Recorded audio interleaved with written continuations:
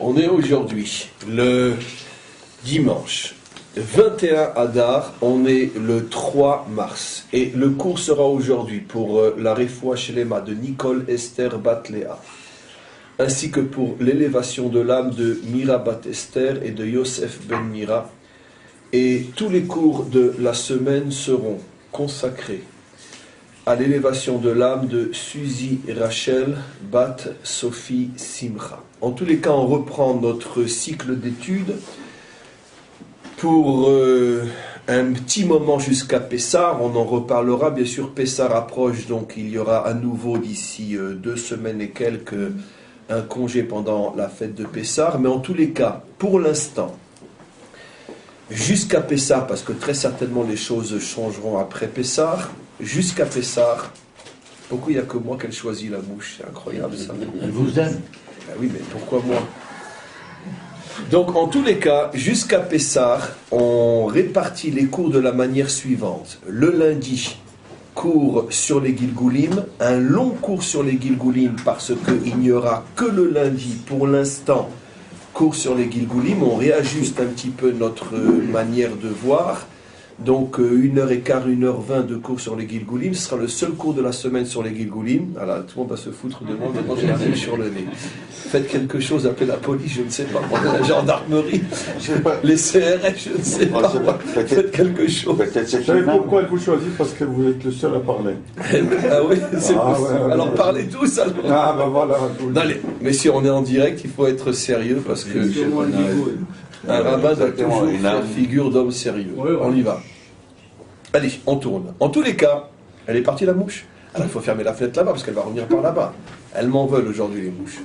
Donc en tous les cas, donc un grand cours sur les Gilgulim aujourd'hui. Demain, aussi un petit changement.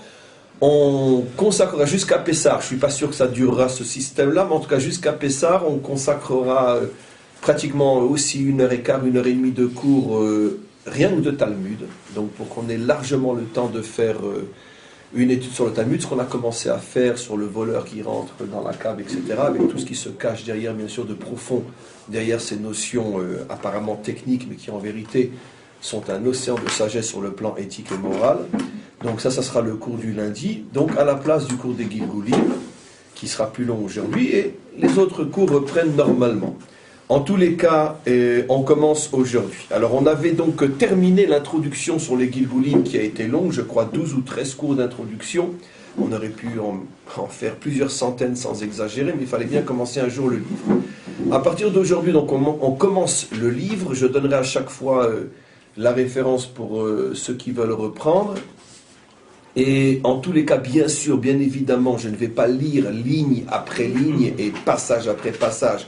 Parce que dans ce cas-là, c'est plusieurs centaines d'années qu'il nous faudra pour faire le tour de la question. Donc je choisirai à chaque fois des passages qui me paraissent essentiels, en tenant compte qu'en principe j'ai lu les autres aussi, et que dans chaque cours, j'essaye de faire un résumé de tout ce qui n'est pas rapporté dans le texte que nous choisissons.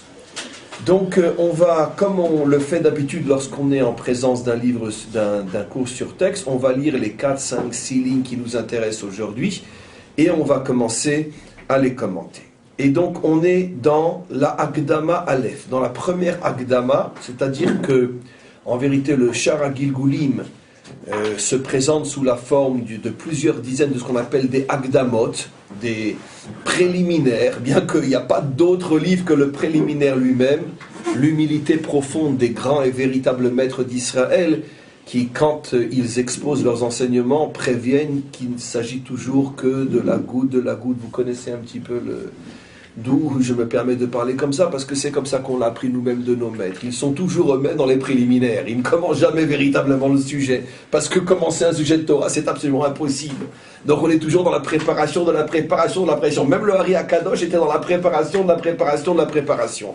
Donc tout son livre, qui explique dans les moindres détails toutes les structures de l'âme et le problème donc... le sujet des Gilgulim, des Iburim, comme on verrait quantité d'autres choses, s'appelle des Akdamot, des préliminaires. Il y a donc différents préliminaires qui constituent tout le livre. Nous, on commence aujourd'hui à partir de la Oui, préface, encore mieux préliminaire. C'est la préface. Donc où est le livre, on pourrait se demander. Il n'y a pas de livre. Le livre, ce ne sont que des préfaces.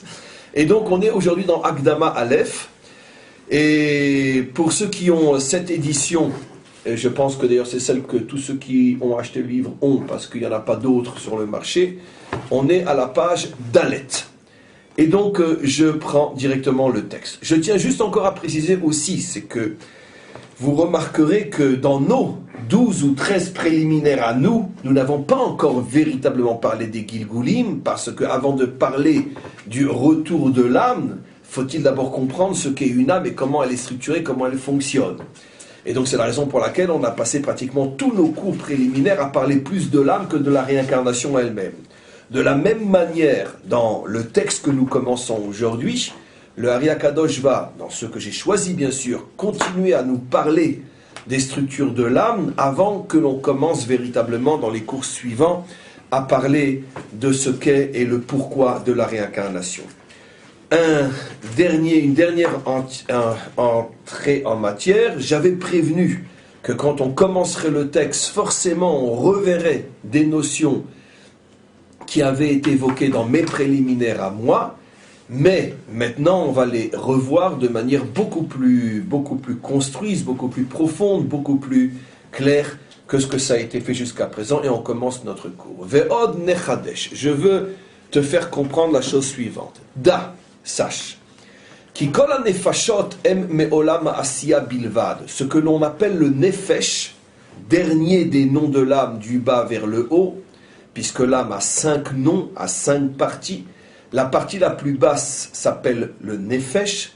Sache que le nefesh n'appartient qu'au dernier des mondes lui-même, qu'on appelle le monde de la asiya. Je vais expliquer dans quelques instants, bien sûr.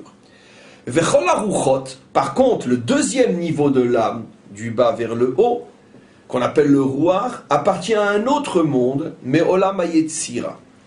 De même, Vechol HaNeshamot, de même la Neshama, troisième niveau de l'âme, mais Olam HaBriya sont du monde de la Bria, et ainsi de suite. La Chaya vient du monde de Hatzilut, et ce qu'on appelle la Yechida vient du monde du Hatik. Omnam, maintenant le point qui nous intéresse, nous. Sache, cependant, Rov bnei Adam en laem kol hachamisha chalakim.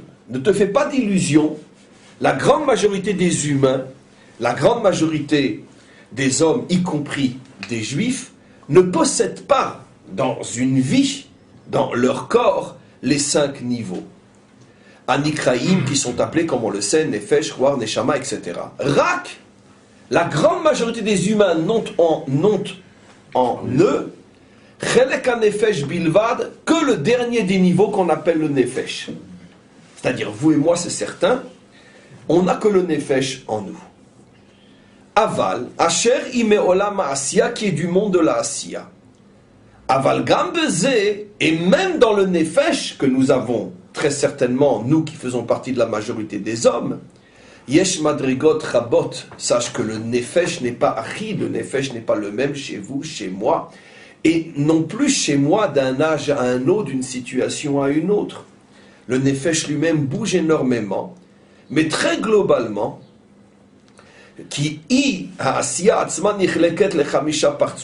parce que le monde de la Asiya se divise dans ce qu'on appelle les 5 partsufim fondamentaux, les 5 catégories fondamentales, pour ça que j'hésitais en français, Anikraim, qui s'appelle, comme on le sait, Erer Anpin.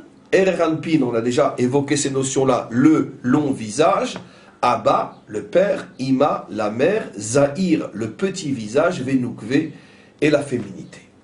On arrête le texte pour l'instant, car on a énormément de choses à voir aujourd'hui, surtout ce que je vais essayer de faire à partir d'aujourd'hui. Ce que je fais d'une manière générale, mais je vais le faire plus précisément aujourd'hui, c'est essayer de faire descendre ces notions de la manière la plus terre-à-terre possible, au point que ceux qui auront écouté ce cours pourront le transmettre même à un enfant de 5 ans, Bezrat Hashem. De 6 ans peut-être. En tous les cas, on voit que dans ce texte-là, il fait allusion à 3 notions qui, constamment dans la Kabbalah, s'enchevêtrent. Et on a énormément de mal à expliquer et à plus forte raison à comprendre, puisque si l'enseignant n'est pas lui-même, n'a pas compris parfaitement ces notions, comment peut-il les transmettre d'une manière claire? Donc si c'est flou chez lui, ça ce sera encore plus chez l'élève. C'est pour ça que dans le monde d'aujourd'hui, tout le monde patauge dans la boue kabbalistique et fait et dit du n'importe quoi, parce que rares sont ceux qui ont véritablement compris ces notions-là. Donc automatiquement aujourd'hui, la Kabbalah est devenue du n'importe quoi. Et on va essayer, Be'ezrat Hashem, d'expliquer très clairement ces notions-là. Quand je dis expliquer très clairement ces notions-là, je dis bien sûr à travers nos canaux à nous, qui n'engagent que nous et qui ne représentent que nous, bien évidemment. Donc maintenant, je reviens sur ce que j'explique. Il y a trois notions qui s'enchevêtrent constamment dans la Kabbalah et que les enseignants et les élèves ont énormément de mal à différencier. Et il y a une confusion énorme entre ces notions où on ne sait pas qui est quoi. Et j'explique. On a dans la Kabbalah ce qu'on appelle les mondes. On a dans la Kabbalah ce qu'on appelle les niveaux d'âme. Et on a ce qu'on appelle les sphirotes. Dans un texte comme celui-là, je vais vous le montrer maintenant, vous verrez qu'avec une aisance incompréhensible, il passe de l'un à l'autre. Et pour lui, ça paraît évident, mais si on a un minimum de connaissances et qu'on sait que, tiens, ça c'est un monde, ça c'est un niveau d'âme, et ça c'est une sphira, alors ça veut dire quoi? Ça représente quoi? Parce que tu passes de l'un à l'autre. Reprenons comme exemple. Regardez ce qu'il dit. Il dit, la majorité des hommes n'ont que le chelek du nefesh. Il parle d'une partie d'âme. Asher, comment? Il y a encore le partsouf en plus. Oui, mais partout c'est les sphirotes, justement, ce que je veux dire. Partout, justement, c'est les sphirotes, mais c'est des assemblements de sphirotes. Donc regardez ce qu'il dit. Tu as raison, je vais préciser quand on va y arriver. Rak chelek hanefesh bilvad. La majorité des hommes n'ont que le niveau le plus bas de l'âme qui s'appelle nefesh. Donc là, il est dans la catégorie âme.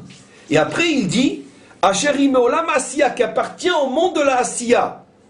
Donc, il y a forcément une correspondance entre les parties de l'âme et les mondes qu'il appelle le monde de la Asiya par rapport au Nefesh, le monde de la Yetzira par rapport au Ruach, le monde de la Bria par rapport à la Neshama, le monde de Hatzilut par rapport à la Chaya, le monde de Atik par rapport à la Yechida. Donc, pas le Chochma? Non, c'est le monde qui s'appelle Atik. Non, faute classique. C'est la Chokhmah. Non, vous parlez d'un monde ou vous parlez d'une sphira? C'est justement ce que je vais vous montrer aujourd'hui. La confusion qu'il y a entre les mondes, les niveaux d'âme et les sphirotes. Non, un monde n'est pas une sphira. Un monde est composé de sphiras. Mais on est là pour apprendre, on va apprendre doucement.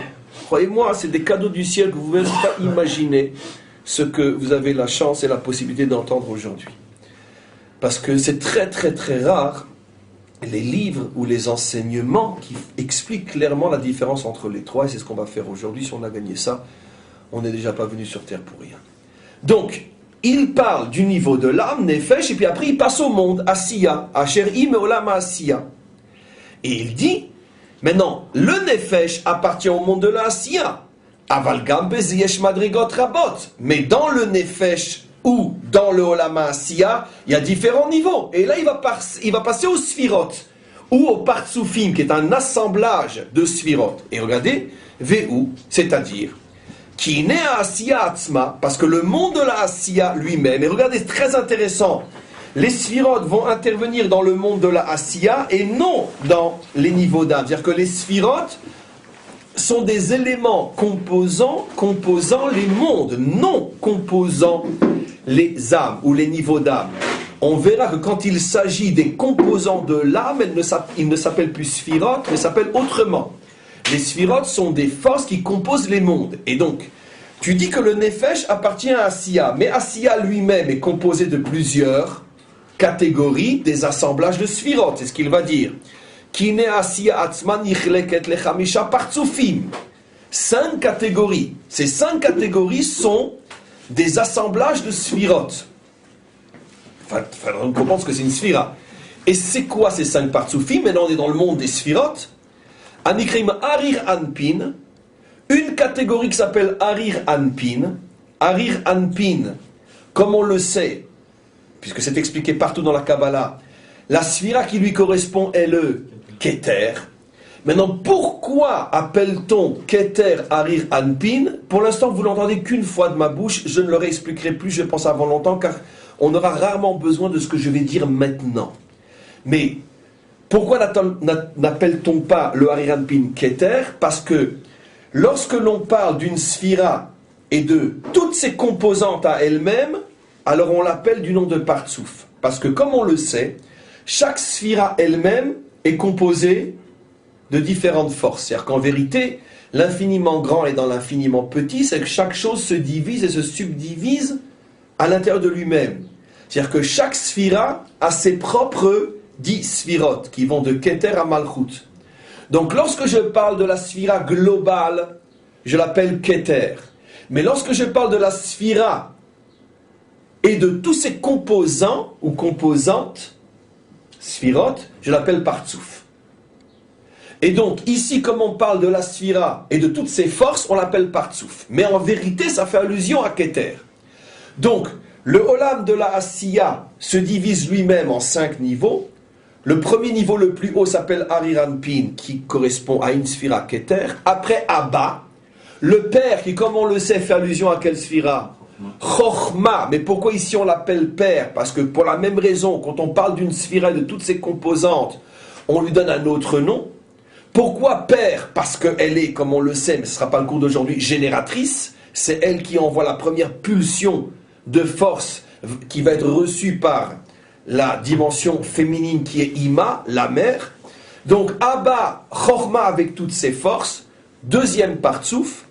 Après Ima, qui est la Bina, comme on le sait, qui s'appelle Ima parce qu'elle reçoit de Abba, elle reçoit de la Chochma.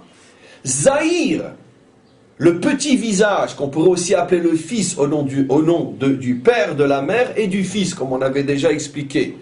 Et donc, ah oui, évidemment, puisque c'est de là qu'ils ont tout piqué. Donc, Vézahir, sauf qu'ils ont après falsifié et transformé. Mais quoi qu'il en soit, Vézahir, qui veut dire le fils, lui, fait allusion à combien de sphirotes? 6. Chesed, Gvura, Tiferet, Netzar, Od, Yesod. On a combien de sphirotes pour l'instant? 9. On a dit Keter, Chochma, Bina plus 6, ça fait 9. Et enfin, Nukve, la féminité, qui fait allusion à la Malchut. Pourquoi ne dit-on pas Malchut? Parce qu'on parle de la Malchut et de toutes ses sphirotes et de toutes ses forces. Donc on l'appelle du nom de la féminité. Donc, comment sont les structures d'un monde? Parce que ce qu'il explique ici est bien sûr vrai d'une manière absolument identique dans les 4 mondes.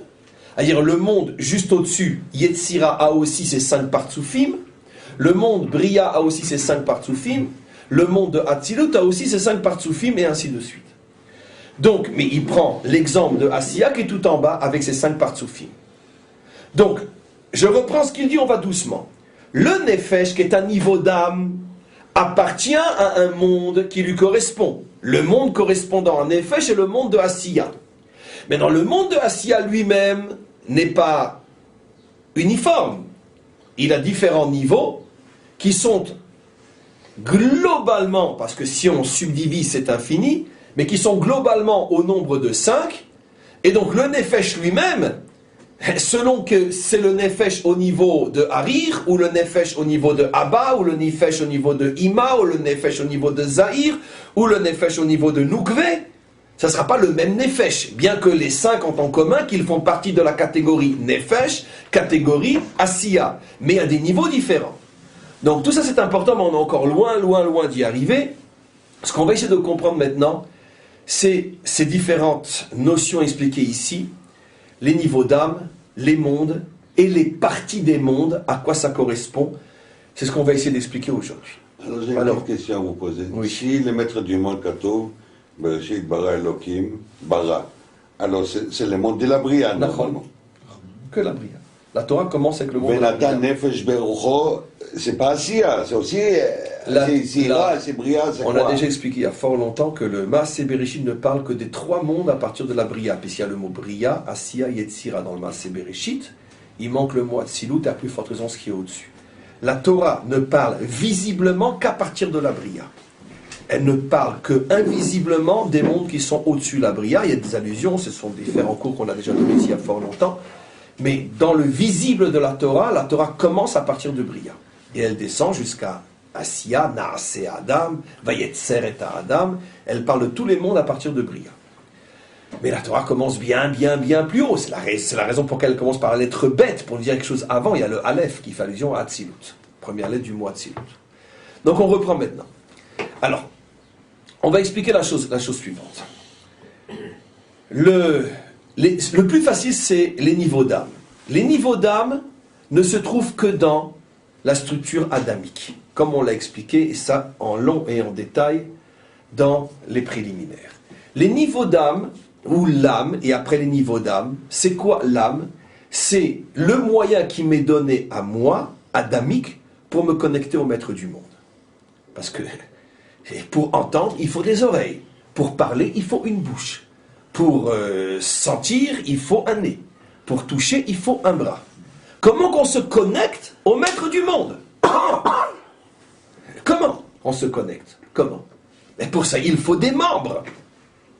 Il faut des membres. La seule différence, c'est que dans le premier exemple, j'ai donné l'exemple de membres physiques, et là, ce sont des membres spirituels. L'âme, fondamentalement, a 5 membres. C'est intéressant parce que, au niveau du corps, il y en a 248 membres et 365 nerfs. On a 5 sens. Mais comment? On a 5 sens. Mais en vérité, on a 5 sens, bien sûr. Et aussi, rappelez-vous, si je ne me trompe pas, c'était le dernier cours de préliminaire, on a expliqué, oui, c'était le dernier cours de préliminaire, qu'en vérité, que l'âme aussi a 248 membres, ou 365 nerfs, mais ça c'est déjà plus dans les détails. Mais fondamentalement, il y a 5 membres fondamentaux, et Eric, bien sûr, ne pouvait pas ne pas voir, qui correspondent à ce qu'on appelle les 5 sens.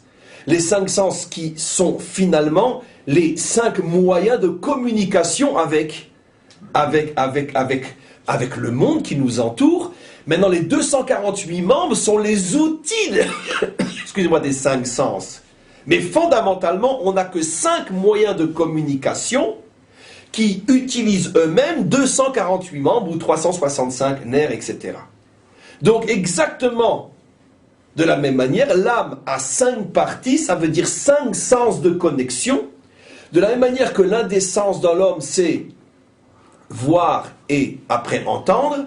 Et la différence entre voir et entendre, qu'est-ce que disent nos maîtres dans le Talmud? L'odomé shmiya l'ereia. Voir est beaucoup plus grand que entendre. Et donc automatiquement, l'âme est dotée de ces 5 sens qu'on va énumérer ensemble, qui sont voir, entendre, sentir Toucher, et goûter, toucher, ça veut dire apprécier physiquement la chose, qui est le ta'am. Effectivement. Et le goûter et toucher. Donc, ces 5 sens correspondent tout simplement, encore une fois, je préviens que ce que j'explique, c'est le tzimtzum du tzimtzum à notre niveau et dans le cadre de notre cours. Je n'ai pas expliqué toute la Kabbalah, je l'ai fait descendre seulement au niveau d'un enfant de 6 ans, car c'est notre devoir aujourd'hui de faire descendre les choses de la manière la plus claire possible.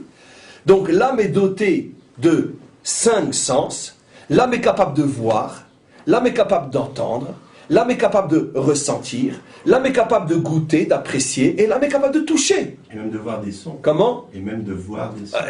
Comprenons déjà ce que j'explique, ça c'est encore plus compliqué. Mais en tous les cas, c'est les 5 sens de l'âme. Et donc, puisqu'il y a 5 sens, il y a forcément 5 membres. Puisque l'homme pour voir a besoin d'un œil. Donc l'âme pour voir, elle a besoin d'un œil. L'œil de l'âme s'appelle comment? L'œil de l'âme s'appelle comment? La conscience. S'appelle la chokhma. Non, c'est le niveau le plus haut. Donc ça s'appelle la yechida. L'œil de l'âme s'appelle la yechida. C'est-à-dire que quand je vous ai tout simplement expliqué en français des notions très kabbalistiques, qu'est-ce que signifie la yechida? Quand les Mekoubalim disent yechida, ils font allusion à la fonction de l'âme qui lui permet de voir. Vous me direz, mais qui c'est qui voit? Ben comment? Les prophètes voient. Moshe Rabbeinu a vu. Lui, il a voulu tout voir. On lui a montré que le dos, la paracha de ce Shabbat, Mina Shamaïm, mais il a vu. Il a vu. Maintenant, quand on parle donc de Yechida, On fait donc allusion au niveau le plus haut de l'âme qui lui permet de voir. Parce que l'Odomesh Mialeria, quand tu vois, il n'y a plus de doute. Quand tu vois, même si Moshe n'a vu Dieu que de dos, mais comme dit Maïmonide, au moins il est arrivé à un niveau de certitude où il n'y a plus de place pour le moindre doute. Parce que quand tu vois quelqu'un même de dos, il te manque encore la perception dans les détails, mais au moins tu sais qu'il est là. Puisque tu l'as devant les yeux, même de dos. Maintenant,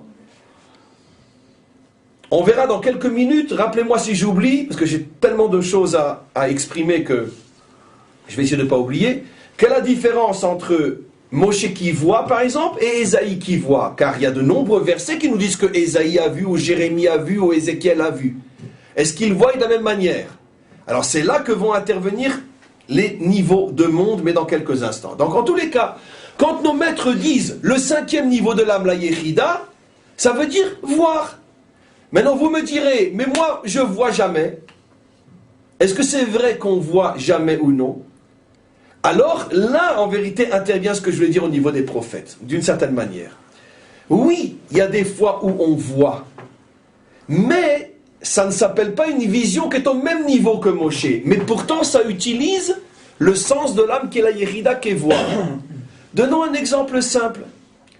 Deux copains font un voyage en vacances en Israël. D'accord? Deux Parisiens, bien installés, etc. Ils font un voyage en Israël. Très bien. Ils vont visiter les mêmes choses. Ils vont voir les mêmes choses. Mais un va rester et l'autre va repartir.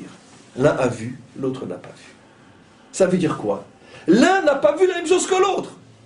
Ça veut dire que celui qui va rester a vu quelque chose qui l'a interpellé, qui fait « je ne peux pas repartir, c'est impossible. Impossible, je ne pars pas. » Pourtant, ils ont vu le même Kotel.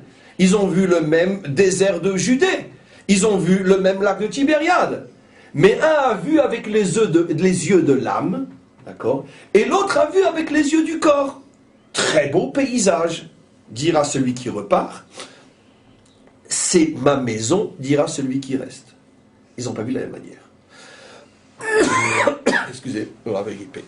Donc en tous les cas, ça c'est un exemple. Maintenant, évidemment quand même celui qui reste n'est pas du tout conscient que c'est son âme qui a vu. En fait, oui, il en est un petit peu conscient, parce que c'est pas trop difficile à se rendre compte qu'effectivement, on ne voit pas de la même manière. Donnons un autre exemple. Quand, je parle dans le sens propre et réel du terme, une rencontre entre un homme et une femme. Un homme va rencontrer 10 femmes. Pourquoi c'est celle-là qu'il va épouser, avec laquelle il va construire l'éternité? Des enfants et des petits-enfants et des générations entières. Et une vie heureuse. Pourquoi? Parce que celle qui était la sienne, il l'a vue avec les yeux de l'âme. C'est pas son corps qu'il a vu. Parce qu'elle est peut-être moins belle que les 9 premières. Donc qu'est-ce qu'il a vu? Pourquoi elle? Parce que c'est les yeux de l'âme, parce que les deux âmes se sont reconnues. Et ainsi de suite. Donc évidemment que nous aussi on voit avec notre âme. Ce que je veux dire, c'est qu'à chaque fois qu'on a une perception qui est au-delà du physique, ça s'appelle que l'âme voit. La seule différence qui est énorme entre Moshe et mes exemples, c'est que nous on voit véritablement avec l'âme, mais on n'est pas du tout conscient, ou presque pas, que c'est l'âme qui voit, tandis que Moshe, lui, voyait la source de ce qui lui permettait de voir. Moshe était en face de la source et qu'il savait, comprenait, voyait que ce qu'il voit, il le doit grâce à ce qu'il voit du maître du monde. Et bien c'est exactement la même différence.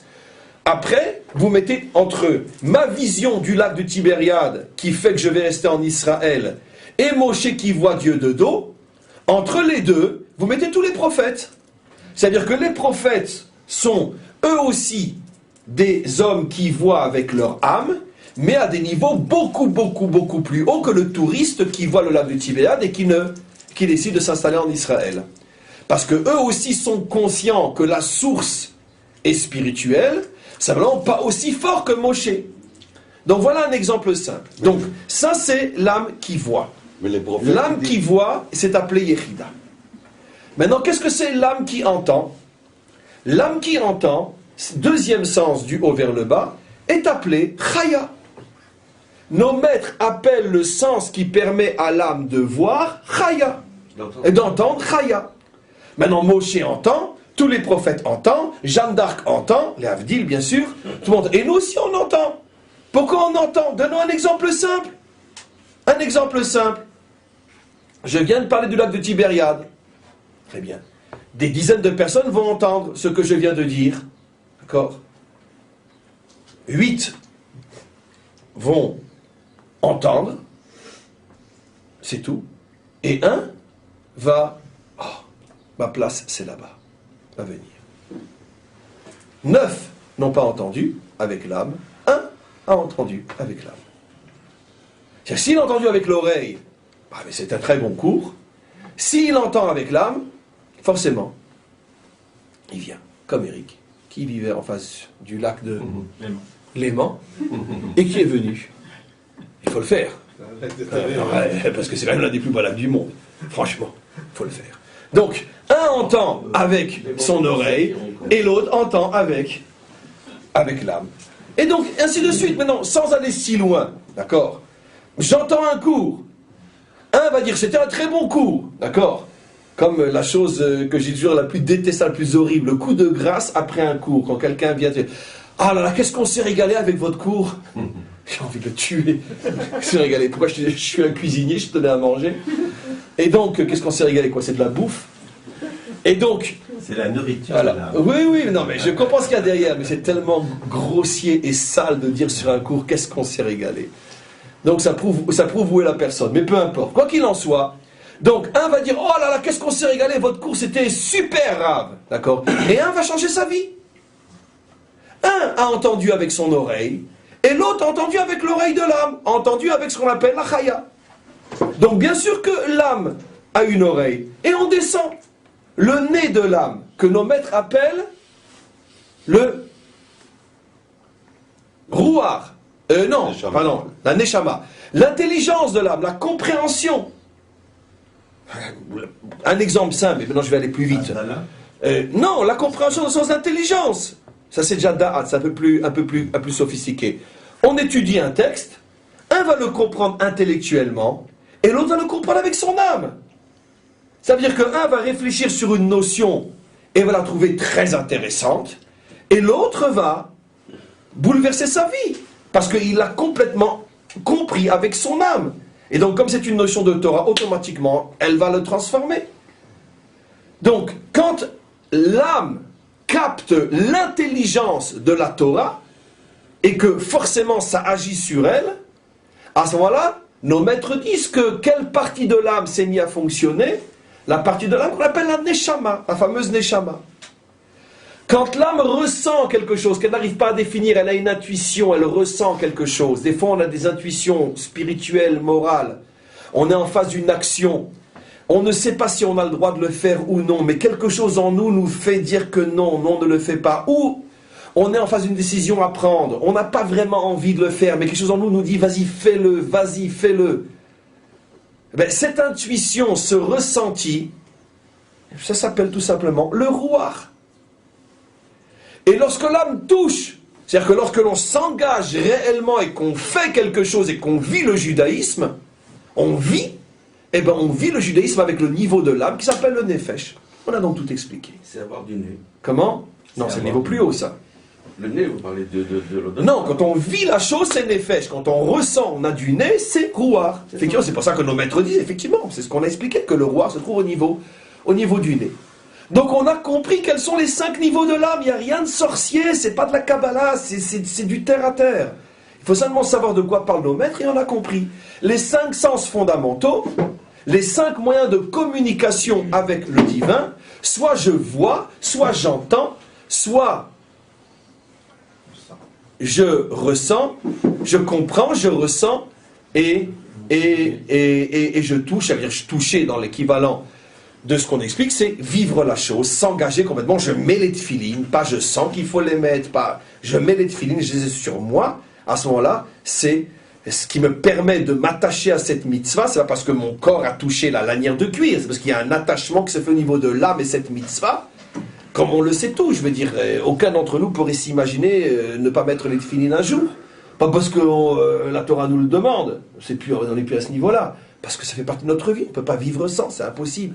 Mais c'est un besoin que l'âme a besoin de vivre chaque jour ce contact avec cette mitzvah et ainsi de suite. Ça, c'est l'aspect touché qui est dans l'âme qu'on appelle le nefesh. Donc, on a expliqué ce que sont les 5 niveaux de l'âme qui correspondent aux 5 sens. Et on va maintenant expliquer les 5 mondes. Oui. Alors les prophètes, en règle générale, c'est pas leur âme qui parle, parce qu'il prend la parole de la providence. Il n'y a rien de l'âme qui est dedans. Si. Tout ce qu'il dit, c'est le maître du monde lui a dit, tu dis à celui-là Il comme faut ça. d'abord qu'il l'entende. Donc lui, le prophète, il se sert finalement au moins de 2 sens de l'âme. Il se sert de l'oreille de l'âme et de la bouche de l'âme, ce qu'il faut qu'il transmette. C'est ce qu'on dit Shrina Medaberet Mitor Grono. Donc automatiquement, il se sert de... Parce que, je veux dire, parler le divin, c'est pas parler comme on parle dans la rue. Il faut savoir parler le divin. Et donc c'est un langage. La preuve, c'est que ça devient des versets. Et donc, pour qu'une parole devienne un verset, vous imaginez, c'est pas une question seulement d'intelligence, c'est pas une question de sophistication de la parole, c'est quelque chose de divin pour qu'une parole devienne un verset. Donc, c'est une parole divine qui utilise ce qu'on appelle la bouche de l'âme, le 5e sens, enfin l'un des 5 sens de l'âme. Donc, on a maintenant parlé des 5 niveaux de l'âme. Vous avez donc remarqué qu'évidemment, l'âme n'est pas donnée à un animal. L'âme ne peut être donnée, évidemment, ni à un minéral, ni à un végétal. L'âme, dans son ensemble, ces 5 parties, ne peut être donnée qu'à un humain, qu'à un adamique. Pourquoi? Parce que, évidemment, comment le maître de monde peut-il me demander de le servir et de réaliser une mission qu'il m'a confiée si je n'ai aucun moyen de communication avec lui? Donc, il n'y a rien de sorcier. C'est ça, les 5 niveaux de l'âme. Se trouvent dans le corps. Maintenant, qu'est-ce que c'est les mondes? Alors, on va essayer de comprendre. Quand un homme, toujours à partir du corps, là aussi je fais un préliminaire qui est très connu, où Mifsari Achaze Eloka, nos maîtres nous ont permis de se servir du corps pour comprendre des notions plus abstraites au niveau de l'âme, en vertu du principe fondamental que l'âme n'est que le corps n'est que le miroir de l'âme. Donc si par exemple je ne vois pas quelqu'un parce qu'il est dans un coin, si son image m'est reflétée sur une glace, eh ben, grâce à la glace, grâce au miroir, je le vois lui, même si ce n'est pas lui que je vois, mais son reflet. De la même manière, le corps est le miroir de l'âme. Donc automatiquement, à partir du corps, on peut mieux comprendre. Qu'est-ce qu'on appelle le monde? Donnons un exemple très simple. 2 hommes en présence de la même réalité, entre guillemets, mais pas de la même manière. Un homme qui est à un concert, classique, tout ce que vous voulez, peu importe, qui est assis et qui voit et entend, et un homme qui a acheté le disque et qui est dans son salon, dimanche après-midi, nettoyé de tous ses soucis, qui s'affaisse dans son sapin pour s'envoler, s'échapper et se laisser porter par cette musique qu'il aime. D'accord? Un nigour, tout ce que vous voulez. Les 2 sont en contact de la même réalité, la musique, mais pas de la même manière. L'un, il ne se trouve pas dans le même monde, parce que l'un est dans son salon et n'a que l'oreille, l'autre est dans la salle de concert et il a aussi les yeux. Maintenant, vous me direz, mais si on est idiot, on va dire, bon, de toute façon, c'est le même effet, c'est la même musique. Ou, imaginez-vous que le concert est retransmis en direct et que l'un l'entend sur sa chaîne stéréo, super qualité, où il entend les moindres sons dans les moindres détails, comme celui qui est au concert. Alors, celui qui est dans son salon va dire, quel idiot, l'autre, il a payé 200 € la place, moi je l'ai gratos chez moi à la maison. Tout le monde comprend l'idiotie de l'idiot. Pourquoi? Parce que c'est pas du tout la même chose. Parce que tu vibres pas de la même manière quand tu es en face ou quand tu le reçois chez toi. Pourtant, la source est la même. Donc, le monde, c'est le moyen de réception. Écoutez ce que je vous explique. Le moyen de réception. Donnons un autre exemple. Tu es en présence de celle que tu aimes, elle est en face de toi, ou tu la regardes sur une photo. C'est la même personne, mais c'est pas la même chose. Non. Pourquoi? Parce que c'est pas la même chose. Non, c'est pas la même chose, bien sûr. C'est Donc, même pas la même personne. Non, mais il a raison. C'est encore plus modifié que le premier exemple. Parce que dans le premier exemple, c'est le même concert, le même son, simplement perçu dans des mondes différents. Mon salon, salle de concert. Là, il a 100% raison. Et cet exemple-là que je donne, est un exemple du Zohar. Pas avec la photo, mais c'est un exemple du Zohar. Lui qui parle, il parle, je vous expliquerai après, le Lachon du Zohar, c'est fabuleux. Il parle de sauts, comment tu fais, des empreintes, des diminutions d'empreintes. Là, c'est la même personne, mais c'est pas du tout la même personne.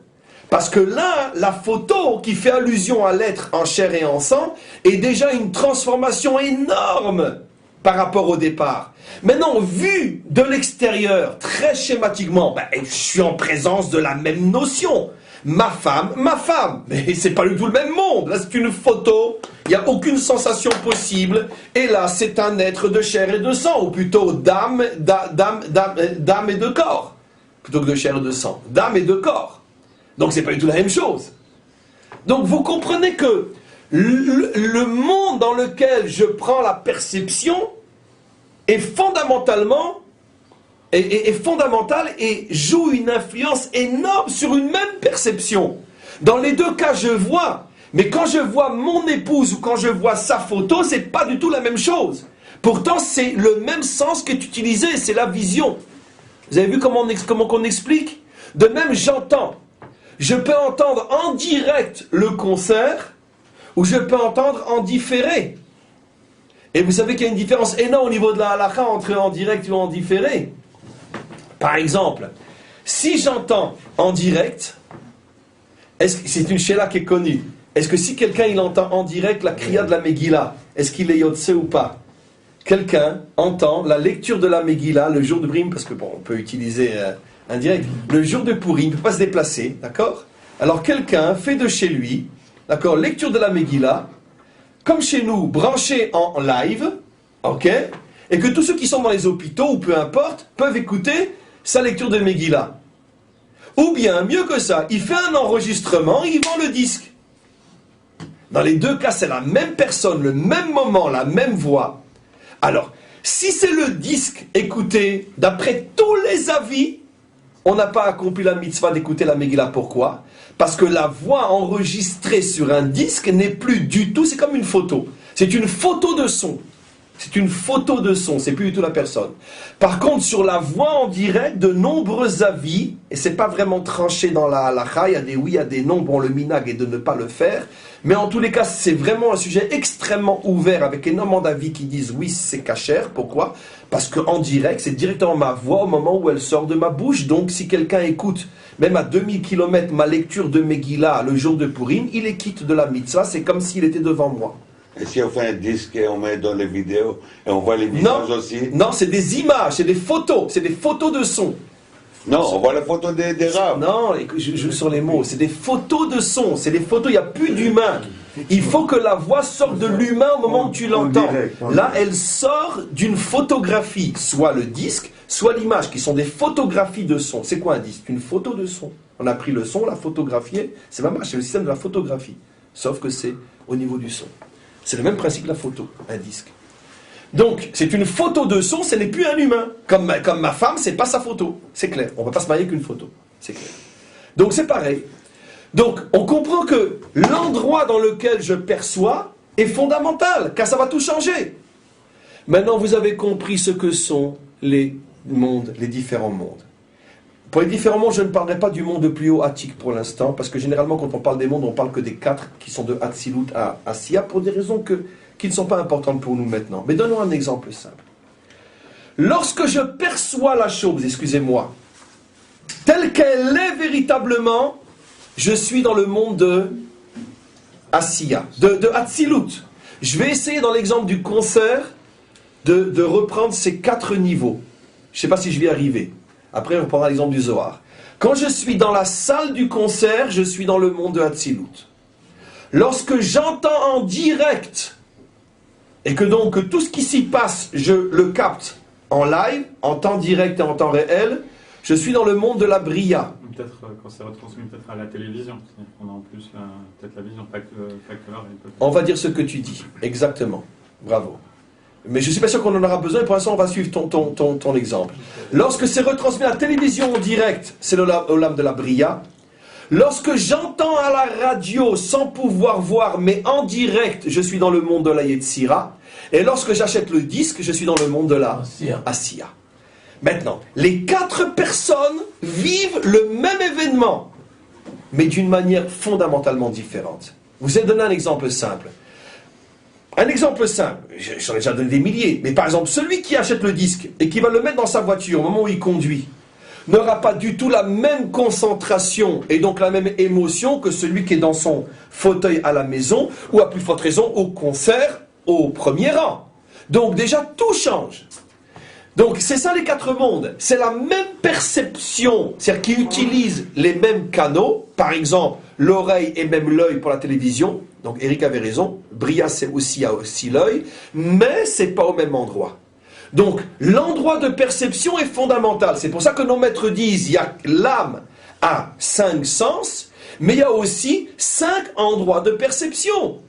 Et donc, selon l'endroit de perception, les 2 personnes utilisant le même sens de l'âme ne seront pas forcément au même niveau. Donnons un exemple simple maintenant. 2 prophètes, le cas le plus connu qui est rapporté dans le Talmud, c'est la différence entre Moshe et Ésaïe. D'abord, pour vous faire vivre un petit peu l'histoire, parce qu'il y a tout un contexte à lui aussi de cette histoire extraordinaire. Vous savez que le prophète Ésaïe a été assassiné par son petit-fils, le roi Ménaché. Le roi Ménaché a assassiné son grand-père parce qu'il était prophète, qu'il le dérangeait du matin au soir et du soir au matin. C'est pour ça qu'il était prophète. Et donc, il ne le supportait plus, il a cherché le moyen de l'exécuter. Seulement le problème, c'est qu'on ne peut pas exécuter son grand-père, en plus prophète Ésaïe, stam comme ça, parce que ta tête ne me revient pas. C'est impossible, il faut quand même quelque chose de sérieux. Donc, il a cherché un prétexte pour lui rentrer dedans, et il a trouvé. Il a trouvé son trésor qu'il cherchait. Il y a un endroit au tout début du livre de Ésaïe, où Ésaïe dit « J'ai vu Hachem assis sur son trône, et à ses côtés, les armées célestes. » Il appelle Ésaïe, lui dit « J'ai la preuve, papy, que tu n'es qu'un charlatan. » Si tu étais un vrai prophète, je pourrais encore accepter les critiques, mais d'un charlatan, non, tu vas être exécuté. Parce que tu n'as pas dit la vérité. Et Ésaïe lui dit, comment? Alors, moi, je suis un faux prophète. Pourquoi tu as marqué ici que tu as vu Hachem? Parce que je l'ai vu. Chakran, menteur! Il apporte la Torah de Moshe, la parcha de la semaine dernière. Et c'est marqué... Kilo Irani Adam Vachai. Moshe, ton maître, dit dans la Torah qu'il n'a pas pu voir Hachem, et toi tu dis tu l'as vu. Toutes les explications n'ont servi à rien, il l'a fait exécuter. Mais nos maîtres posent la question, malgré tout, c'est quand même une question. Comment Ésaïe peut dire qu'il a vu, sans donner la moindre réserve de dos, de face, etc. Je l'ai vu. Et Moshe prévient dans la Torah, alors qu'il est le maître du maître du maître, et Ésaïe n'arrive même pas dans l'ombre du chamage de Moshe, Yehoshua. Et il se permet, Moshe dit qu'on ne peut pas voir Hachem, on peut au maximum, et que moi, Moshe, le voir de dos. Nos maîtres répondent d'une manière extraordinaire, qui est d'ailleurs la clé de tout le cours d'aujourd'hui. Mais ils n'ont pas vu dans le même monde. Ésaïe a vu dans le monde de Yetzira, et Moshe a vu ou n'a pas bien vu dans le monde de Hatzilut. Ça veut dire quoi? Donnez l'exemple simple. Un exemple par rapport à la télévision. Ésaïe a vu à la télévision en gros plan, et Moshe, lui, il était dans la salle de concert. Seulement, comme il a acheté son billet en retard, il était sur les côtés et il n'avait pas l'orchestre en face des yeux, il l'a vu que sur les côtés. C'est pas un Oscar l'exemple? Magnifique. Mais maintenant, lequel des deux était le plus proche de la véritable source? Moshe. Mais Moshe dit, moi je n'ai pas vu de face. Ésaïe dit, moi j'ai vu de face. Ménaché dit, comment c'est possible? L'élève voit mieux que le maître? Mais non, mais l'élève était à la maison devant son poste de télévision. Le maître était dans la salle de concert, il y avait 2000 personnes, il a pu être que sur les côtés.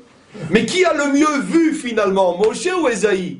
Moshe, vu au niveau de tout ce qu'un concert apporte comme sensation, c'est sûr que Moshe a plus vibré que Ésaïe. Donc vous voyez que le monde dans lequel tu perçois est fondamental. Donc automatiquement, bien sûr que Moshe est beaucoup plus grand. Ce que Moshe dit, c'est que pour celui qui se trouve dans la salle du concert, le plus haut niveau qu'un homme a pu atteindre pour l'instant, c'est être en présence d'Hachem véritablement, mais sur le côté, pas en face. Voilà. Maintenant, tous les autres peuvent dire qu'ils voient Hachem, mais ils le voient à la télévision. Ou les autres prophètes qui, eux, n'ont que le poste de radio, ils entendent. Certains en différé, certains en direct. Par exemple, nos maîtres nous disent que Ésaïe a capté en direct. Yecheskel a capté en différé. C'est la différence entre ce qu'on appelle Aspakalaria des Meira, Aspakalaria des Lo Meira. Toutes ces notions-là sont déjà écrites depuis des millénaires par nos maîtres. Il fallait simplement décoder les notions. Différé, direct. Direct, Aspakalaria des Meira. Différé, Aspakalaria des Lo Meira. Tout est déjà écrit. Donc, on a maintenant compris les différents niveaux d'âme, différents mondes. C'est pour ça qu'on ne peut pas facilement comparer un homme à un autre.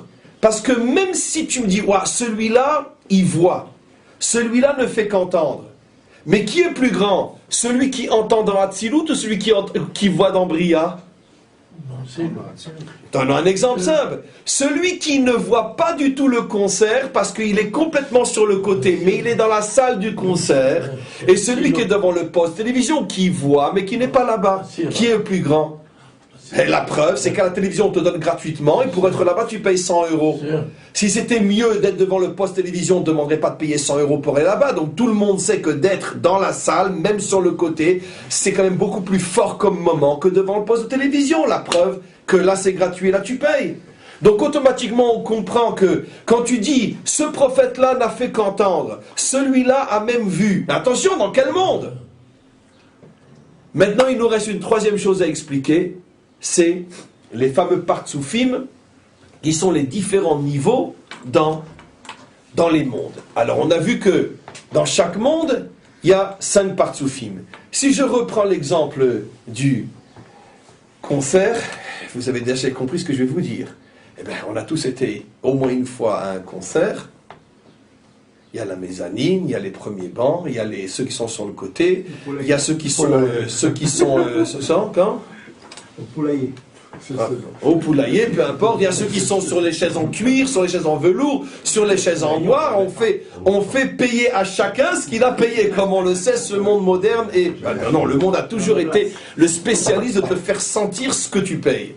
Et donc, la différence est juste que dans le confort du fauteuil dans lequel tu te trouves. Donc, Bekitsour, on peut imaginer une salle de concert avec 5 différents niveaux. Il y a ceux qui sont dans les fauteuils en cuir dans les premiers rangs, et même dans les premiers rangs, il y a, comme dans un avion, il y a first class et il y a business class, on le sait, etc. Vous avez tout compris. Et il y a ceux qui sont toujours dans la salle de concert, mais qui sont sur une chaise en bois, sur le côté, même pas en face. Fondamentalement, il y a 5 niveaux dans chaque monde. Donc c'est pour ça que même celui qui est dans le plus petit niveau d'un monde élevé sera toujours beaucoup plus haut que le plus haut niveau d'un monde plus bas. Ce qui veut dire que même si je suis sur une chaise en bois au concert, je vais quand même beaucoup plus vibrer que si je suis sur une chaise en cuir devant mon poste de télévision. En principe. Donc tu vas dire, oh moi j'ai suivi le concert sur un super fauteuil en cuir. Bah moi j'étais sur une chaise en bois. Oh mais t'as pas de chance. Comment j'ai pas de chance? Moi en plus ma chaise en bois elle m'a coûté 100 €. Mais t'es un idiot, 100 € pour une chaise en bois? Oui mais moi j'étais au concert lui-même. Plus qu'en direct, au concert lui-même. Donc tout le monde comprend que chaque monde a ses 5 niveaux. Et selon le niveau dans lequel tu te trouves, alors tu n'as, à l'intérieur de ce même monde, tu n'as pas la même perception. C'est clair que celui qui est au premier rang dans le concert aura une perception des centaines de fois plus forte peut-être que celui qui est sur une chaise en bois sur le côté, toujours au même concert. Parce que l'argent fait toute la différence. D'accord? C'est clair. Donc, maintenant, les différents niveaux dans un monde s'appellent les sphirotes. Donc les sphirotes, c'est quoi? C'est l'emplacement dans le monde. L'emplacement que tu tiens dans l'endroit de la réception. Maintenant, on a tout terminé. Les niveaux d'âme sont le réceptacle de la réception. Est-ce que tu as reçu avec tes yeux, tes oreilles, etc. Les mondes sont l'endroit de la réception. Et les sphirotes sont à l'intérieur de l'endroit de la réception, ton positionnement. C'est bien expliqué? Alors, on peut expliquer à vos enfants maintenant.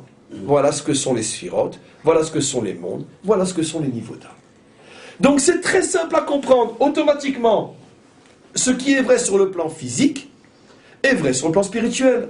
À chaque fois qu'un homme te dit, et vous savez que par exemple dans la halakha, surtout dans Choshen Mishpat, dans les problèmes de jugement, ces notions-là, traduites dans le langage de la justice, sont extrêmement importantes. Des témoins, par exemple, selon l'angle de vision, selon l'endroit où ils se tiennent, et selon la manière dont ils voient, ne perçoivent pas la même chose. C'est la raison pour laquelle on a une halakha, aussi folle soit-il, mais qui pousse cette notion à l'extrême. Chez nous, bien que la condamnation en théorie existe, comme on l'a déjà expliqué des milliers de fois, ça veut dire en théorie parce que pratiquement elle est impraticable, mais si deux témoins voient un crime à travers le trou d'une porte, et le trou étant petit, ne peuvent pas voir au même moment, et que chacun voit l'un après l'autre, mais que chacun, lorsqu'il voit tout, parce que le trou est suffisamment grand pour voir tout, mais qu'ils veulent associer, parce qu'il faut deux témoins, ils veulent associer leur témoignage pour pouvoir condamner à mort, c'est caduc. On n'accepte pas le témoignage. Pourquoi ? Parce qu'il faut qu'ils voient en même temps. Nos maîtres posent une question évidente, mais enfin, si on parle d'un cas où chacun a vu toute l'image, qu'est-ce qu'on a besoin qu'ils voient en même temps ? Qu'est-ce que ça change de voir en même temps que tu vois ? De toute façon, mes yeux ne sont pas tes yeux. Plus encore, si deux témoins voient, cette fois-ci, de deux balcons différents, mais ils ne se voient pas eux-mêmes, c'est-à-dire que l'un et l'autre ne savent pas qu'il y a un autre qui voit au même moment, ou même s'ils s'en doutent, ils ne voient pas que l'autre voit. Témoignage caduc, en matière de peine de mort, je parle. Pourquoi ? C'est que la réponse des vrais maîtres d'Israël, parce que quand je vois quelque chose seul, je ne le vois pas de la même manière que quand je sais qu'au même moment, tu le vois avec moi. Bien sûr. Parce que lorsque je sais que tu regardes la même chose, je ne vois pas de la même manière. Mon intention, ma précision, mon sérieux, puisque je sais que ma vision est d'une certaine manière vue par un autre, donc critiquable par un autre, je fais beaucoup plus attention à ce que je vois. Puisque je sais que si après je dis quelque chose qui n'est pas juste, l'autre peut dire, mais non, attends, j'étais là au même moment, comment tu peux dire que, alors que... Quand je vois seul, je vois ce que je veux. Vous comprenez ? Une mouche, on en fait un éléphant. Donc, effectivement, ces notions-là sont très importantes. Le positionnement, l'endroit, le monde dans lequel tu te tiens, etc. C'est la raison pour laquelle vous savez que d'après la halakha, encore une fois théorique, parce qu'en pratique, de toute façon, ces choses-là ne sont absolument pas applicables. Mais en théorie, d'après le droit de la Torah elle-même, si un assassinat est filmé du début jusqu'à la fin par une caméra, on ne peut pas se servir du film pour condamner à mort. Même si on est absolument sûr que le film n'a pas été trafiqué. Parce qu'aujourd'hui, la raison pour laquelle on ne peut pas servir d'un film, c'est que tout simplement parce qu'on peut mettre ce qu'on veut dans un film, comme on le sait aujourd'hui avec Photoshop et tout le reste, et ne parlons pas de ce que les services secrets ont la possibilité de faire. Donc un film ne prouve rien aujourd'hui, dans aucun cas, ni quand tu vois un homme avec une femme, ni quand tu le vois tuer, ni rien. Parce qu'on met les personnages qu'on veut dans un film. Mais, supposons que l'on sache que le film est vrai, tout simplement parce que ce sont les juges eux-mêmes qui ont mis le film, pour s'assurer véritablement des soupçons qu'on avait qui pèsent sur telle personne. Les juges ont fait mettre le film. Et ils ont récupéré la cassette avant que qui que ce soit puisse la trafiquer. Tu vois la personne tuée. Pourquoi tu ne peux pas le condamner à mort ? Pourquoi ? Parce que la vision d'une caméra n'est pas la vision d'un homme. Si moi j'avais vu, à ce moment-là, j'aurais peut-être vu d'une autre manière. Peut-être j'aurais vu tout d'un coup qu'il y avait un problème de légitime défense, ou je ne sais pas. L'homme voit avec des sensations, il comprend. La caméra, c'est technique, elle voit une action. Mais l'homme voit avec des sentiments. Comment ? Dans un cadre donné, tous les trafics de photos qu'ils ont fait, où on voit un soldat israélien soi-disant agressé un Palestinien. Mais là, c'est des vrais trafics. Alors qu'en fin de compte, il était en train de défendre, etc. Bravo, mais tu as 100% raison. Mais là, en plus, c'est un vrai trafic. Un vrai trafic. Mais je sais pas, même si c'est pas un trafic, ce que je veux dire, c'est beaucoup plus loin, Ilan. C'est comme s'il n'y a pas de trafic. Quand c'est un homme qui voit, il voit avec des émotions. Et l'émotion permet d'ouvrir ou de fermer l'œil. Alors que la caméra, elle voit d'une manière machinale. elle est sans émotion. La Torah n'a donné que le pouvoir à un œil d'humain de juger, pas un œil de machine. C'est fabuleux, c'est écrit dans des textes qui datent de millénaires. Pas si vous vous rendez compte. Maintenant, on l'a prouvé, comme je le répète souvent, c'est la seule chose que je sais, donc je sors à chaque fois pour faire le malin. Comme on l'a prouvé en science, une même expérience avec un trajectoire de particules qui est faite selon qu'il y ait un œil qui observe ou non, les particules, Eric Nachon, les particules ne suivent pas la même trajectoire. Non. Alors, tu fermes la pièce, il n'y a personne qui regarde. Et puis après, tu regardes bien sûr les photos, où il y a excusez-moi, c'est le compte de la maladie. Des observateurs, la particule ne va pas faire la même trajectoire. Comment c'est possible? Donc tu vois bien que l'œil qui s'émeut envoie des ondes et change les choses. Ou expliquons-le comme on veut, je m'en fous, je suis loin de connaître ces notions-là. Mais quoi qu'il en soit, elles existent. Déjà, dans le cas du crime, le fait que l'assassin se sache vu, ça aurait pu changer plein de choses. C'est-à-dire que le fait que... Bravo, comment on n'a pas pensé à ça? Évidemment. Déjà, le fait que l'assassin se sait vu, ou peut penser qu'il est vu, change tout par rapport au même crime où une petite caméra est dissimulée, il a fouillé partout, il est sûr qu'il est dans un bunker et que personne ne le voit. Évidemment, ça change tout. Donc automatiquement le jugement change. Et la Torah n'a donné la possibilité à un homme de juger un autre homme que si l'acte a été fait en présence d'homme, pas en présence de machine. Donc il y a des implications énormes. Pour revenir maintenant à notre cours, on a donc compris ce qui se passe ici au niveau des structures. Chacun d'entre nous finalement évolue avec une potentialité de 5 niveaux d'âme, c'est-à-dire 5 niveaux de perception, voir, entendre, ressentir, toucher, etc. À l'intérieur d'un certain monde qui définit, comme on le verra plus profondément, l'état psychologique humain dans lequel je me trouve, parce que chaque homme est différent d'un autre, donc n'appartient pas au même monde.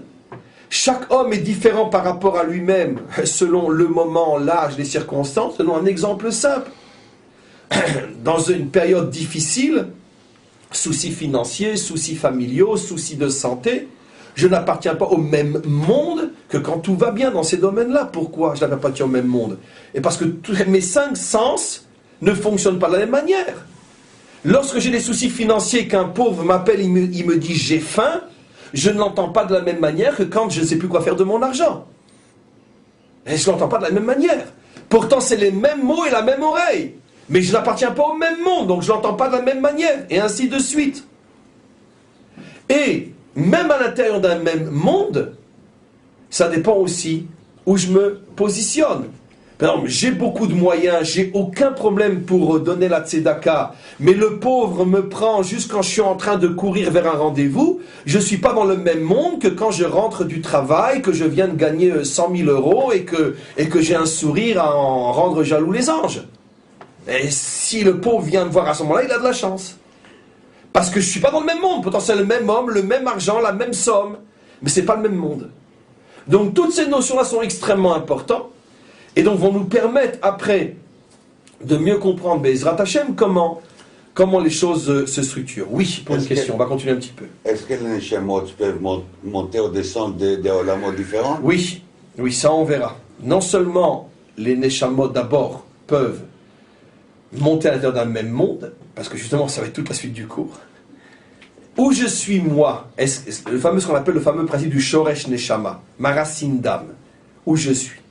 Par exemple, lui il a dit que chacun a potentiellement 5 niveaux d'âme, que nous ne nous faisons pas d'illusions, on a tous au plus dans notre vécu présent le Nefesh. Très bien, bon, on se suffira du Nefesh, très bien, mais le Nefesh, dans quel monde et dans quel partsouf? Peut-être que votre Nefesh à vous, Nathan, il est dans le monde de Yetzira, qui est le monde de la parole, comme moi, vous parlez beaucoup. C'est un compliment que je fais. On est des hommes de Yetzira, on parle. Mais peut-être que le Nefesh de Jonathan est peut-être dans le monde de Hatzilut ou de Asiya.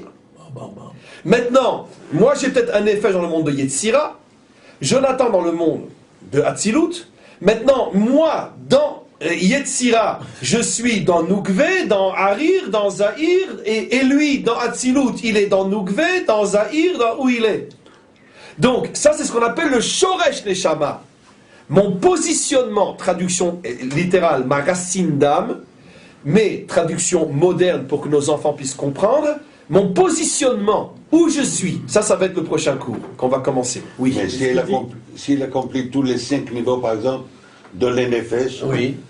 il commence par les Harir. Continuez, alors. S'il a fini, Alors il ira tous les où? niveaux, il monte. Bravo, c'est les prochains cours, ça. C'est les prochains cours. On va voir. Je vais l'introduire juste au prochain cours aujourd'hui. Oui. Mais pourtant, il dit que le Nefesh, lui, n'est que dans Assia. Nachon. Voilà. Donc il n'y a pas de... Il ne peut pas être Nefesh dans Atzilut. Justement, très bonne question. Le problème, c'est que j'ai sauté une grande étape. C'est pour ça que ta question est très juste. Tout est dans tout. Ça veut dire que Nefesh n'est que dans Assia et Chaya n'est que dans Atzilut. Mais, comme il y a 5 partsouf dans chaque monde, selon le positionnement de cette partie d'âme dans le monde, donc, c'est-à-dire dans le partsouf, alors elle va avoir un fonctionnement du type Nefesh, du type Rouar, etc. Ça va être le prochain cours. C'est-à-dire c'est effectivement une Chaya, mais si elle est dans Nukve de Atzilut, elle a une Chaya qui a un fonctionnement du type Nefesh. Mais là, j'ai sauté une grande étape. C'est pour ça que ma langue a été plus vite que les notions que j'ai exposées déjà. On va pour l'instant introduire le prochain cours, ça sera déjà pas mal. Vous aviez expliqué qu'il y avait les 5 niveaux d'âme dans chaque monde, de toute façon. Oui, absolument. Absolument. Justement, c'est ce que je veux expliquer maintenant. Alors maintenant, on va introduire le prochain cours, il est déjà tard, et vous imaginez la fatigue de nous tous aussi. On va passer à la page Zayn. Tout ce que je saute est inclus dans tout ce que j'ai expliqué jusqu'à présent. Alors, il va dire la chose suivante. Je vais maintenant t'expliquer quelque chose, anachon, quelque chose que tu dois bien comprendre. Nachon en hébreu moderne veut dire c'est juste, mais ça vient du mot ken en hébreu biblique qui veut dire une base solide sur laquelle tu reposes. Nachon dans le sens de ken. Ken qui signifie un socle. Donc je vais maintenant te donner le socle, le nachon, la base pour que tu comprennes bien maintenant ce qui se passe. Maché Amar Betrila, tout ce qui a été dit jusqu'à présent, que l'homme doit donc, d'une certaine manière, évoluer à travers ces mondes. Mais regardez. Rak she'enot tsarir letaken et kol hapartzufim shel kol olam ha'asiya. Rak tsarir letaken et hachamisha shorashim shelo shebechamisha partzufim olam ha'asiya. J'explique. Il faut comprendre la chose suivante. Ça, c'est un long passage que je n'ai pas voulu lire, mais que j'explique maintenant pour introduire la nouvelle partie. Il y a ce qu'on appelle, encore une fois, nouveau volet du cours, mais qui va être beaucoup plus expliqué la semaine prochaine. Nouveau volet du cours, ce qu'on appelle le shoresh, la racine mot à mot, et ce qu'on appelle dans notre langage moderne le positionnement de mon âme. D'accord ? Il a dit que nous avons tous ici dans ce cours Nefesh de Asiya. D'accord ?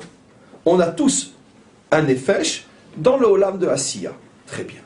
Maintenant, le problème, c'est qu'il est sûr d'une chose. Comme l'ADN n'est jamais le même, comme l'empreinte n'est jamais la même, le Shoresh n'est jamais le même. Il est impossible que deux hommes aient d'une manière identique à 100% le même Shoresh. Un ADN peut être identique à 80%, une empreinte peut être identique à 95%, 99%. Mais il y a le pourcent qui fait toute la différence, qui fait qu'on n'est pas le même homme. De la même manière, les Shorashim peuvent se rapprocher, mais il y a toujours une différence fondamentale entre un Shoresh et un autre. Mon positionnement est le tien. Maintenant, les détails du positionnement, ça ne nous intéresse pas, parce que là, c'est déjà de la finesse que seuls les grands maîtres connaissent, qui savent voir quelqu'un et dire exactement toi, d'où tu viens, qui tu es, où tu vas et qu'est-ce que tu fais. Nous, on n'est pas à ce niveau-là, on va se contenter des schémas globaux. Les positionnements dans un monde correspondent aux 5 partsoufim. C'est-à-dire que nous sommes tous Nefesh de Asiya, mais certains d'entre nous se situent dans Nukve, dans le partsouf Nukve, Et dans ce partsouf-là, avec toutes les différences entre un shoresh et un autre, mais globalement, on va dire, voilà, nous trois, on est dans Nougvé, vous trois, vous êtes dans Zahir, vous trois, vous êtes dans Ima, vous trois, vous êtes dans Abba, et vous, les restants, vous êtes dans Harir. Maintenant, ça c'est le shoresh global. Vous avez le meilleur. Donc, vous êtes dans Harir. Ça veut dire donc que on a tous en commun le même monde, Nefesh, Asiya. On a tous en commun le même niveau d'âme, Nefesh. Mais là, c'est les seules choses qui peuvent être en commun. Je répète, les seules choses qui peuvent être en commun dans une population, c'est le monde et le niveau d'âme. Mais le shoresh est forcément différent, le positionnement. Certains vont appartenir à tel partsouf, l'autre à tel partsouf, l'autre à tel... Fondamentalement, 5 partsoufs possibles, et à l'intérieur de chaque partsouf, un jour on verra, pour dire un petit peu quelque chose, comment dans le même shoresh, on peut malgré tout avoir des différences, selon qu'on est à droite, à gauche, en haut, en bas, etc. Mais peu importe. Donc maintenant, il va falloir, et ça va être la fin du cours, que j'explique fondamentalement, dans un langage très moderne, ce que sont les 5 partsoufim. Et après, le schéma sera le même pour pouvoir commencer à s'approcher d'une notion de shoresh. Il explique, lui, en hébreu, que les 5 partsoufim correspondent, le Matok Midvash, dans la page 7, explique que les 5 partsoufim qui correspondent au repérage du shoresh, de la racine d'âme, sont du bas vers le haut. Maasé, l'action, qui correspond à Nougvé, féminité, action, féminité. Dibour, le deuxième, c'est-à-dire Zahir, partsouf Zahir, lui correspond Dibour, la parole. Après, Ima, Bina, correspond Marshava, la pensée. Après, Abba, Chochma, correspond Kavana, l'intention.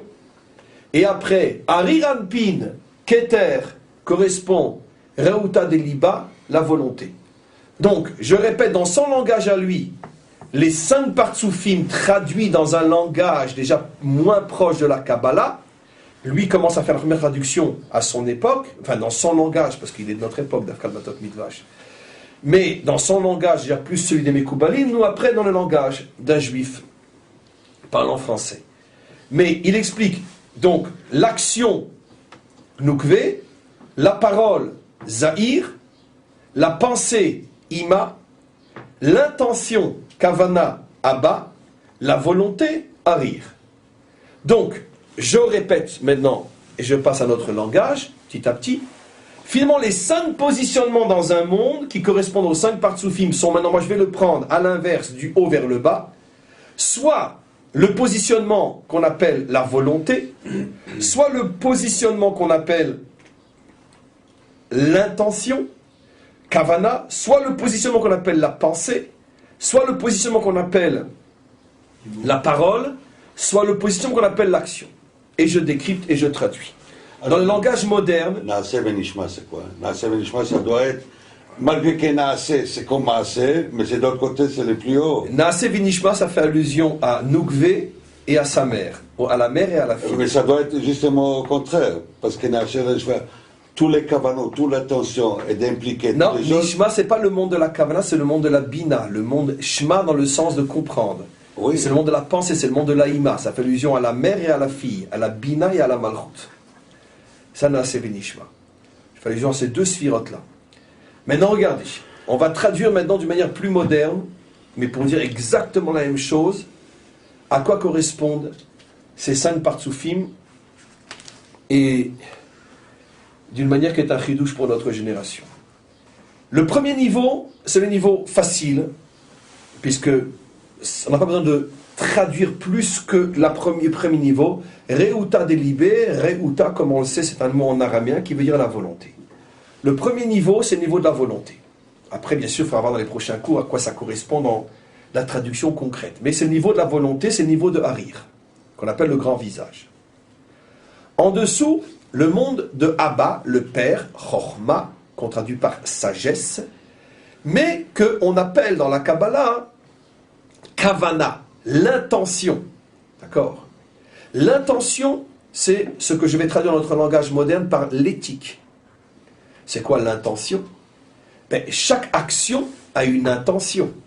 Plus l'intention est élevée, et plus la même action s'élève sur le plan moral. En français, on joue beaucoup sur ce genre de notion. La fin ne justifie pas les moyens. La fin ne justifie les moyens, pardon. La fin... Ah oui, c'est ça, dans le sens critique. C'est pas parce que tu veux arriver à tel but que tous les moyens sont bons. Par contre, le proverbe qui infirme ou nuance ce premier proverbe, c'est ce qu'on appelle la raison d'État. C'est-à-dire que la raison d'État, c'est par définition ce qui n'est pas éthique, parce que c'est la raison d'État. Ou bien l'enfer est pavé de bonnes intentions. C'est-à-dire que l'intention était peut-être très bonne, mais si pour y arriver, tu emploies de mauvais moyens, etc. C'est ce qu'on appelle le monde de l'éthique. Toute action suppose une éthique, suppose une force qui l'inspire, une source qui l'inspire. Pourquoi tu fais ? Deux personnes travaillent. L'une, c'est pour gagner de l'argent et faire avec des bêtises. L'autre, dans le même poste, le même salaire, c'est pour pouvoir, comment on appelle ça, tenir sa famille, éduquer ses enfants, etc. L'éthique n'est pas la même. Le travail ne change pas, mais l'éthique est très différente. Dans un domaine beaucoup plus sophistiqué, deux personnes qui font une mitzvah, l'une fait parce qu'il veut avoir une part dans le monde à venir, et l'autre le fait parce que c'est la volonté d'Hachem. Deux personnes ne fautent pas, l'une parce qu'il a peur de la punition, et l'autre pourquoi ? Parce qu'il ne veut pas faire de peine au maître du monde. C'est pas la même éthique, c'est pas la même source d'inspiration. Pourtant, vu de l'extérieur, nous on n'est pas dans sa tête. Les deux vont s'abstenir de la même manière. C'est ce qu'on appelle la sagesse, la chokhmah. La chokhmah, c'est l'éthique. Quelles sont tes valeurs ? J'aurais pu traduire, j'ai hésité si je traduirais par éthique ou valeur, mais c'est la même chose. Les valeurs d'un homme. C'est pour ça que la traduction française, chokhmah, sagesse, n'est pas très très loin du sens premier. Sagesse. Un homme sage n'est pas forcément un homme intelligent, mais c'est un homme qui a une haute éthique. Un homme extrêmement moral. Même s'il n'est pas le cerveau le plus brillant de la génération. Mais c'est un sage. Il a une haute éthique. Il a de grandes valeurs. Le monde de la chokhmah, c'est le monde de l'éthique. Donc on a la volonté, on a l'éthique, qu'on appelle la kavana, ce qu'on appelle les shem shamaïm. La kavana, les shem shamaïm, qui est le summum de l'éthique. Tu le fais pour Hachem, le summum de l'éthique. Tes intentions sont au plus haut niveau. Après, tu as la bina, ima, la pensée, qu'on va traduire bien sûr dans notre langage moderne par l'intelligence. Donc, la volonté, l'éthique, l'intelligence. Après, on a le monde de la parole, que je vais traduire tout simplement de la meilleure manière possible aujourd'hui, le monde de la communication. Un homme ne vit pas seul. Pourquoi tu parles ? Tu parles pour communiquer. C'est le monde de la communication, ta relation avec autrui. Comment tu te lis, comment tu transmets, comment tu crées un contact avec, comment tu conçois ta relation avec. C'est le dibour, c'est la raison pour laquelle, ce qui est extraordinaire en hébreu, dibour et dabar, le même mot, qui veut dire l'un parler et l'autre dabar te diriger en communauté. Comment tu te diriges au milieu des hommes, comment tu diriges les hommes, comment tu les conduis, comment tu leur sers de modèle, c'est le même mot. Donc le mot dibour, c'est le monde de la communication. Et enfin, asiya, l'action. Donc on a retrouvé nos 5 partsoufim. On va s'arrêter là pour aujourd'hui. Enfin, dans quelques minutes. Soit tu es au niveau du monde, soit tu es dans le niveau de la volonté, soit tu es dans le niveau de l'éthique, soit tu es dans le niveau de l'intelligence, la réflexion, la pensée, soit tu es dans le niveau de la communication, la relation avec autrui, soit tu es dans le niveau de l'action. Il n'y a pas un 6e niveau possible. C'est les 5 niveaux possibles, oui. Pourquoi la volonté est-il placée aussi haut ? Je ne comprends pas. Comment ? Parce que la volonté, c'est la source première de toute réalisation possible. Parce que même si un homme est rempli de bonnes intentions, c'est un véritable sage, même si un homme est extrêmement intelligent, et même s'il a un pouvoir communicatif et une relation avec autrui parfaite, et c'est aussi un homme d'action, s'il n'a pas la volonté, il ne fera jamais rien. Pourquoi ? Parce que la première chose qui se dresse devant un homme qui veut faire, c'est les obstacles. Et donc la volonté, c'est la force, la première de toutes, sans laquelle rien ne peut commencer.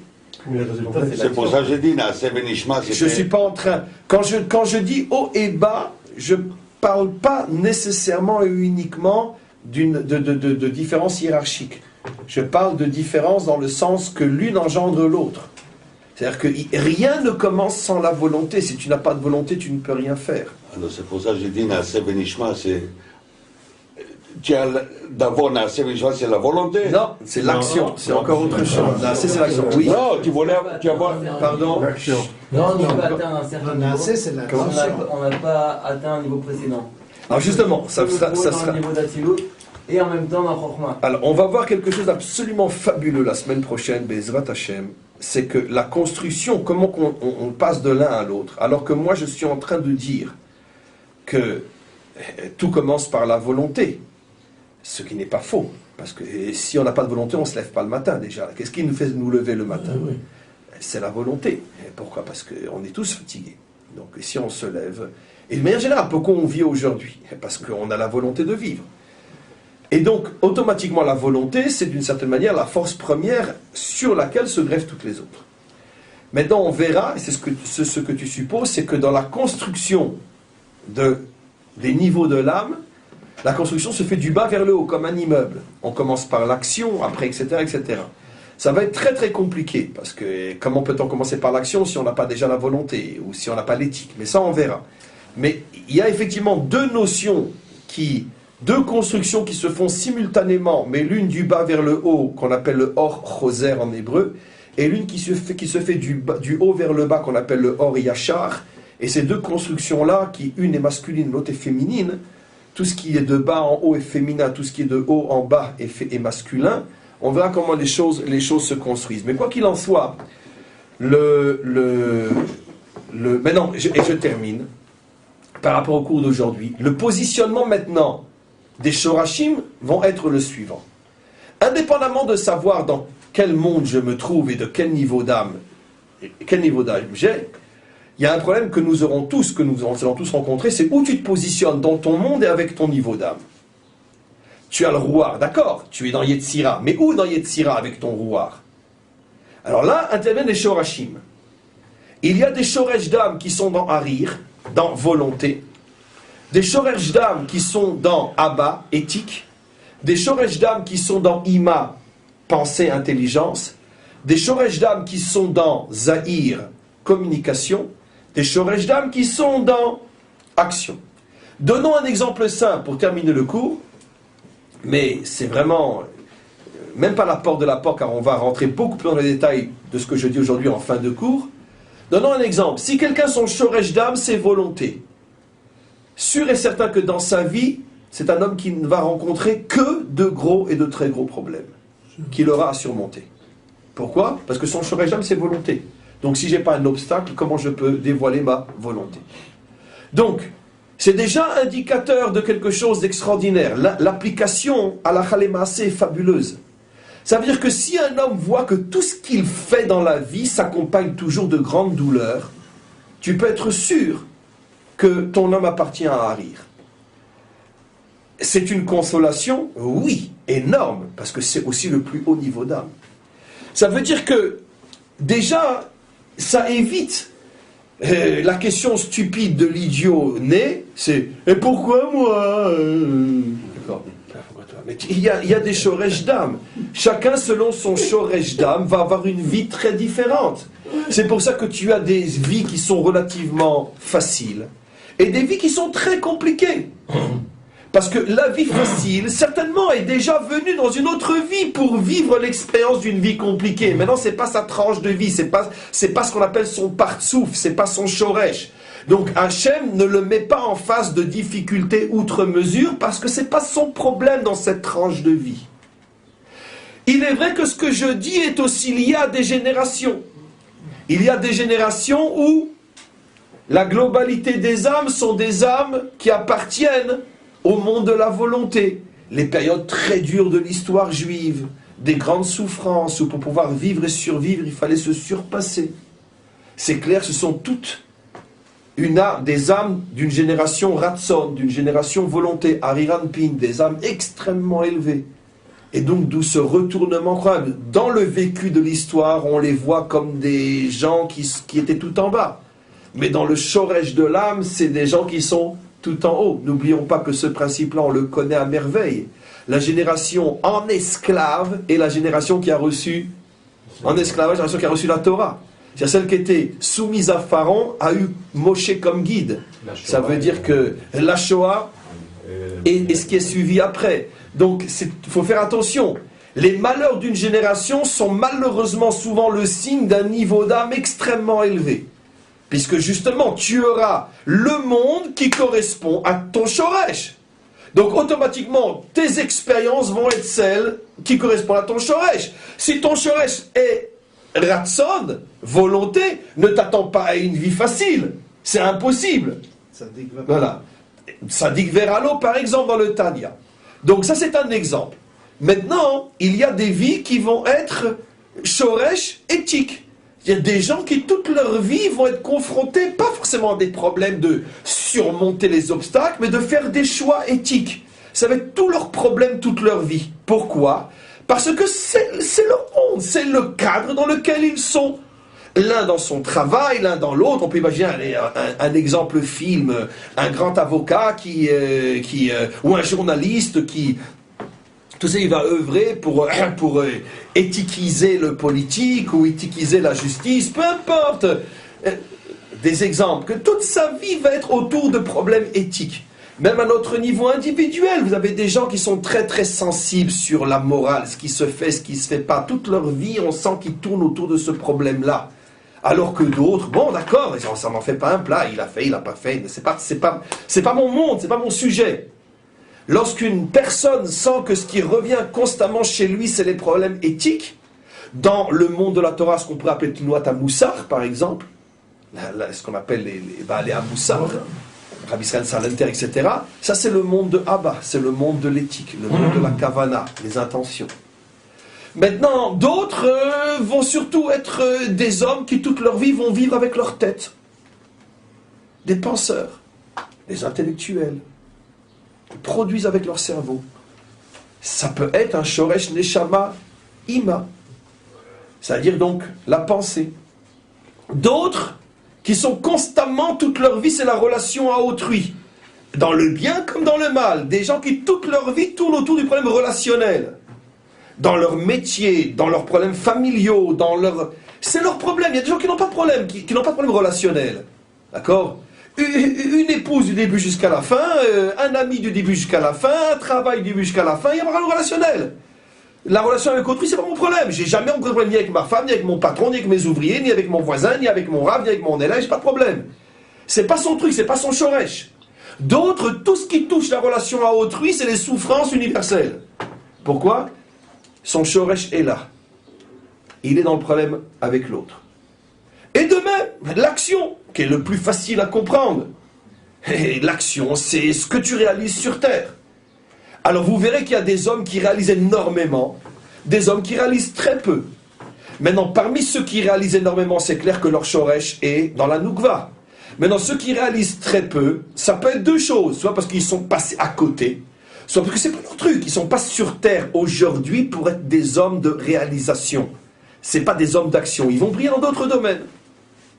Donc, le shoresh neshama, d'une certaine manière, est relativement facile à repérer. Je dirais, comme on l'avait déjà dit dans les préliminaires, que comment je peux savoir où est mon shoresh neshama?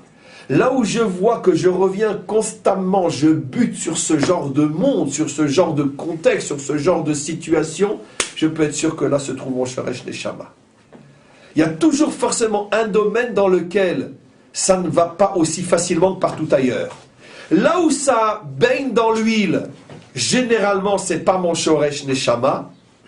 Là où je sens que ça accroche, c'est là qu'est mon shoresh neshama. Oui. Dans le texte, il parle de plusieurs. Il dit qu'il faut faire le tikkun des différents shoresh neshama. Qu'est-ce que ça veut dire ? C'est le prochain cours, parce que. C'est-à-dire qu'il faut. Ça veut dire que, bien que tu as un shoresh neshama, ça c'est le prochain cours, c'est un gros morceau le prochain cours. Par exemple, tu es, admettons, tu es, par exemple, dans l'action de Nefesh, tu es un homme d'action, mais tu devras aussi faire le tikkun dans Zahir, dans Si, etc., de ce même Shoresh Neshama, mais déplacé. Mais je ne peux pas en dire plus, que ça c'est le prochain cours. Parce qu'un homme, pour pouvoir réussir totalement à l'intérieur d'un monde, doit pouvoir faire le tikkun de tout, de son Shoresh, et de tous les autres aspects qui sont proches de son Shoresh. Mais dans les autres parties, mais je sais que c'est du charabia ce que je dis, on expliquera au prochain cours, on s'arrête pour aujourd'hui. Amen, Vechen Yiratzon.